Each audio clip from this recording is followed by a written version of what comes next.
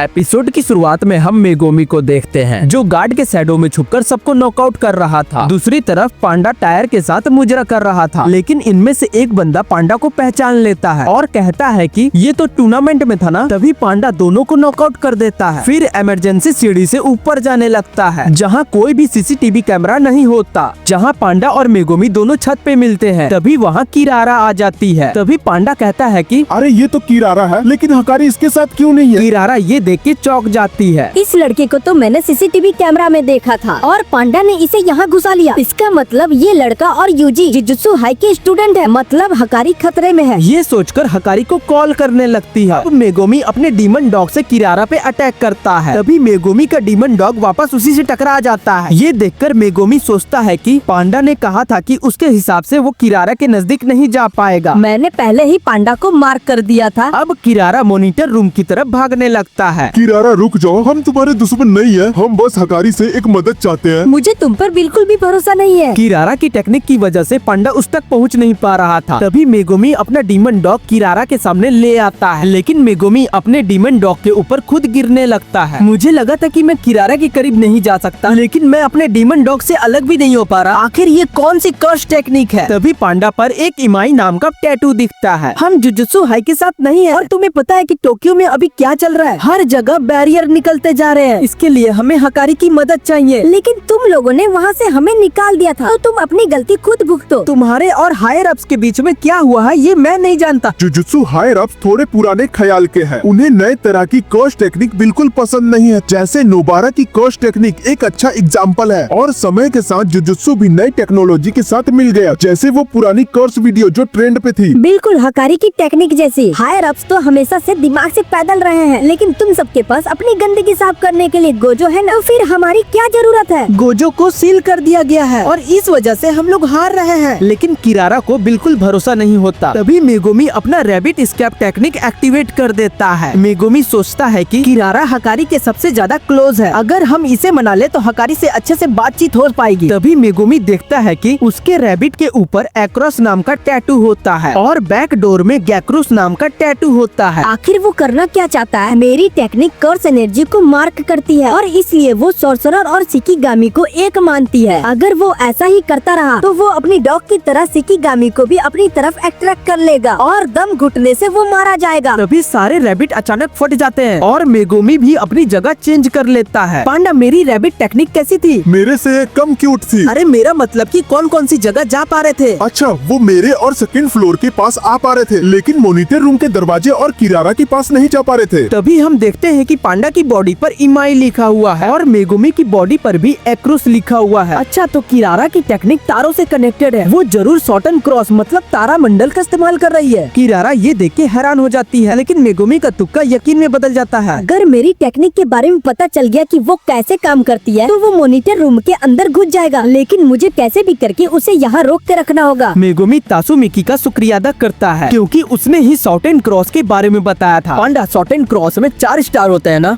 अगर वो क्रॉस है तो हो सकता है, लेकिन मुझे लगता है कि किरारा की टेक्निक हम सबको एक एक सॉटन क्रॉस का स्टार दे रही है, जिससे हमें एक दूसरे से दूर रहने में मजबूर करती है। लेकिन किरारा दरवाजे के करीब जा सकता है और हम और तुम एक दूसरे के करीब आ सकते हैं, लेकिन हम दोनों किरारा के पास नहीं जा सकते। अगर ऐसा होता तो किरारा मॉनिटर रूम में भाग जाती। शायद इन चारों के बीच में एक 5वां स्टार होगा। अगर 4 स्टार होते तो हम किरारा तक पहुंच जाते। अगर सच में 5वां स्टार है तो हम उससे गुजरे बिना दरवाजे तक नहीं पहुंच पाएंगे। अब किरारा टेंशन में आ जाती है, कहीं उसे मेरी टेक्निक के बारे में पता न चल जाए। तो वो कार के ऊपर इमाई लिख देती है, जिससे वो कार पांडा से चिपक जाती है, लेकिन पांडा उसे फेंक देता है। फिर भी वो कार वापस आकर गाल पे लगती है। उसे किसी पर स्टार लगाने के लिए किसी टारगेट को छूना होता होगा, पर किरारा ने मुझे नहीं छुआ, लेकिन उसने मेरे डीमन डॉग को छुआ था। मतलब किरारा कर्स एनर्जी को मार्क करती है, इंसानों को नहीं। दरवाजा और कार को मार्क करने के लिए उसमें किसी की कर्स एनर्जी होनी चाहिए। अगर इस टेक्निक की रेंज ज्यादा नहीं है तो वो 5वां स्टार यही होना चाहिए। तभी उसे 5वां स्टार भी दिख जाता है, जिस पर मिमोसा लिखा हुआ था। लेकिन अब मुझे हम तीनों के अलावा किसी और की कर्स एनर्जी महसूस नहीं हो रही है, जिस वजह से किरारा ने खुद की कर्स एनर्जी को मार्क कर लिया है। क्योंकि किरारा की कर्स एनर्जी जब एक स्टार के साथ मार्क है तो वो उस ऑब्जेक्ट को दिए गए एक्रोस स्टार से मार्क नहीं कर सकती। इसका मतलब वो मेरी तरफ किसी भी ऑब्जेक्ट को फेंक नहीं सकती। लेकिन अगर मैं उसे एक बार छू लूं तो किरारा तक मैं पहुंच सकता हूं। तभी हमें पता चलता है कि किरारा की टेक्निक का नाम लव रैंडवस है। फिर बताया जाता है कि कॉन्स्टिलेशन के अंदर डेप्थ होती है और हर एक तारा धरती से अलग दूरी पर है। तुम्हें ऐसा लगता है कि मैं तुम्हारे ऊपर कोई चीज फेंक नहीं सकती, लेकिन मैं अपनी कर्स एनर्जी से गैक्रूस स्टार को रिमूव करके तुम पर लगे एक्रूस स्टार को मार्क कर दूंगी। तभी मेगुमी अपना एक रैबिट पांडा को देता है और पांडा उस रैबिट को 5वें मिमोसा स्टार पर फेंकता है। मतलब मेगुमी ने 5वें स्टार को छू लिया है। अब किरारा मेगुमी के ऊपर कार से अटैक करती है। तभी मेगुमी का डीमन डॉग किरारा पे अटैक कर देता है। अब किरारा को याद आता है कि मेगुमी ने अपने डीमन डॉग को कैंसिल ही नहीं किया था, बल्कि उसने अपने सिकिगामी को दीवार के पीछे छुपा रखा था और जब हम लड़ रहे थे तो उसने अपने सिकिगामी को रिलीज कर दिया। अब किरारा अपनी टेक्निक कैंसिल कर देती है, जिस वजह से मेगुमी उसे पकड़ लेता है और कहता है कि तुम मेरी बात सुनो। एक बात बताओ, तुम्हें कैसे पता कि डॉग किस तरफ आएगा? तुम भी तो उसकी तरफ खींचे चले जा सकते थे। मैंने तो बस एक तुक्का लगाया था, लेकिन अब मुझे समझ आ गया है कि जिसके पास ज्यादा कर्स एनर्जी होती है वो दूसरे की तरफ खींचा चला जाता है। पहली बार मैं डॉग की तरफ खींचा चला गया था, लेकिन इस बार मैंने अपनी कर्स एनर्जी को बढ़ा करके डॉग को अपनी तरफ अट्रैक्ट कर लिया। अब किरारा उससे इम्प्रेस हो जाती है और मेगुमी कहता है कि मेरी बात सुन लो। तभी यूजी मॉनिटर रूम का दरवाजा तोड़कर अंदर आ जाता है। तभी हम हकारी को देखते हैं जो एक जोरदार पंच मारता है। हकारी ये देख के हैरान हो जाता है, ये बचने की कोशिश क्यों नहीं कर रहा? तुम पागल हो क्या? यूजी सोचता है कि ये लड़ाई कोई सुबुइया जैसी नहीं है, ये बस इनको हम पे भरोसा दिलाने के लिए है, इसलिए मैं ना कोई पलटवार करूंगा और ना हार मानूंगा। ये देखकर हकारी उसकी बात सुनने के लिए तैयार हो जाता है। जब तक तुम अपने पैरों पे खड़े रहोगे तब तक मैं तुम्हारी बात सुनूंगा। इन बच्चों को हमारी मदद चाहिए, तुम इसकी बात सुन लो। हकारी गुस्से में एक और पंच मारता है, लेकिन यूजी फिर से खड़ा हो जाता है। हम तुमसे पहली बार मिल रहे हैं ना, तो तुम हमसे ही मदद क्यों मांग रहे हो? मेरे सीनियर कहते हैं कि आप बहुत ताकतवर हो। अच्छा, तो तुम मेरी जान दांव पे लगा रहे हो? ठीक है, तो तुम अपने अंदर का पावर दिखाओ जिससे मैं अपनी जान दांव पे लगा सकूं। वो बुढ़ा तुम जैसे लूजर को कैसे भर्ती कर लिया? यूजी कहता है कि मेरे अंदर कोई जुनून नहीं है, बस एक मशीन का पुर्जा हूँ जिसका इस्तेमाल सॉर्सरर कर्स को मारने के लिए करते हैं। हकारी उसे फिर से एक पंच मारता है। गोजो ने कहा था कि मेरी कर्स एनर्जी बाकियों से ज्यादा चुभती है। वो मेगुमी और पांडा से कहता है तुम इसे यहाँ से लेकर चले जाओ, लेकिन यूजी फिर से आकर उसके पीछे खड़ा हो जाता है। यार तुम किस मिट्टी के बने हो? मैं तो बस एक पुर्जा हूँ और मेरा काम कर्स को खत्म करना है, और ऐसा करने के लिए आपका होना जरूरी है। जब तक आप मान नहीं जाते तब तक मैं हार नहीं मानूंगा। वो हकारी से पूछता है कि आपका काम क्या है? ये तो एक पुर्जे का जुनून है। उसने तुम्हें गर्म कर दिया ना? ये सुनकर हकारी रुक जाता है और सौदा करने के लिए तैयार हो जाता है। भले ही हम हायर अप से नफरत करते हो, लेकिन हकारी को सबसे ज्यादा जुनून जुजुत्सु हाई में रहकर लोगों की मदद करके मिलता था। तभी हम एक सिकिगामी को देखते हैं जो कलिंग गेम के रूल के बारे में बताने आया था। एक प्लेयर ने गेम में नया रूल जोड़ा है। रूल नंबर 9, एक प्लेयर दूसरे प्लेयर की सारी जानकारी देख सकता है, जैसे नाम, पॉइंट्स, जोड़े गए रूल की संख्या और कौन सी कॉलोनी में है वो सब। और ये रूल कसीमो नाम का प्लेयर ने जोड़ा था। इसने इतने ज्यादा कर्स मारे हैं जिससे इसकी 200 पॉइंट पार हो चुकी है, लेकिन उसे हर कोई कमजोर दिख रहा है। वो कहता है कि 400 साल पहले लोग ताकतवर हुआ करते थे और वो अब सुकूना को खोज रहा है। वो अपने पॉइंट का इस्तेमाल करके नया रूल जोड़ देता है और हर प्लेयर की जानकारी पब्लिक कर देता है। और इसी के साथ ये एपिसोड भी खत्म होता है। आई होप अगर मैंने अच्छे से एक्सप्लेन किया हो। आप लोग लाइक सब्सक्राइब जरूर कर देना। अब मिलते हैं अगले वीडियो में, तब तक के लिए बाय बाय।